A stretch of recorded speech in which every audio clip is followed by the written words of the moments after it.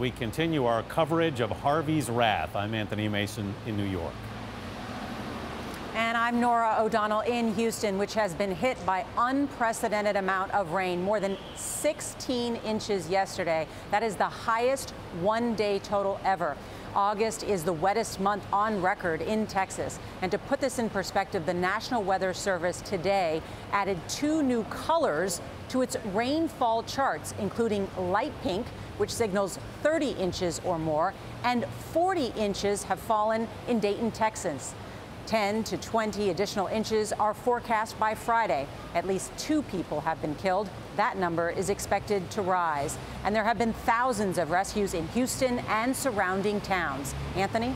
Nora, it must be amazing to see all this play out in front of you. Yeah, Harvey blasted ashore Friday night as a Category 4 hurricane in Rockport, Texas. The area was under a mandatory evacuation, and about half heeded the call. Today, residents returned to pick up the pieces. Jamie Yuccas is in Rockport tonight. Jamie?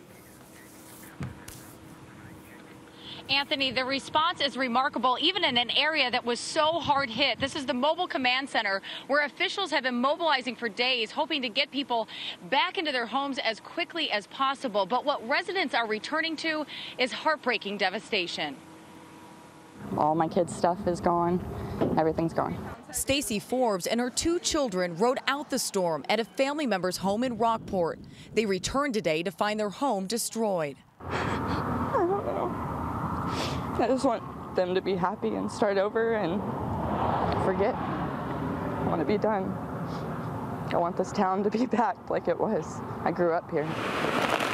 The small town of 10,000 will never be the same after Harvey roared toward Rockport late Friday night, pummeling this town for hours with 130-mile-per-hour winds and 20-foot storm surges. The area, known for its whooping cranes and fishing, took the brunt of the Category 4 storm, along with nearby Aransas Pass. 80% of the buildings here are in shambles. There was nowhere to hide. The punishing wind and water leveled buildings, tossed boats, and scattered debris for miles. The local high school took a direct hit. 1 person was killed and at least a dozen injured when roofs and walls came crashing down. Hundreds of aid workers have poured into town to help out. There is no water, power, or food here, and the cleanup process is expected to take weeks, so residents are pitching in. It's a blessing that they do that. People pull together in things like this, you know, especially in Texas and South Texas.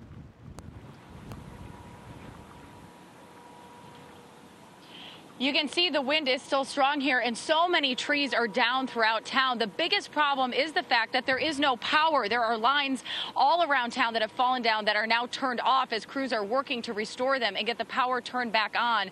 But what I was just told by officials inside the Mobile Command Center is that it will be 6 weeks before everyone has electricity in this town. And Anthony, you can imagine that means it will be months, if not years, before this area is back to normal. A long road back for Rockport. Jamie Yuccas, thanks.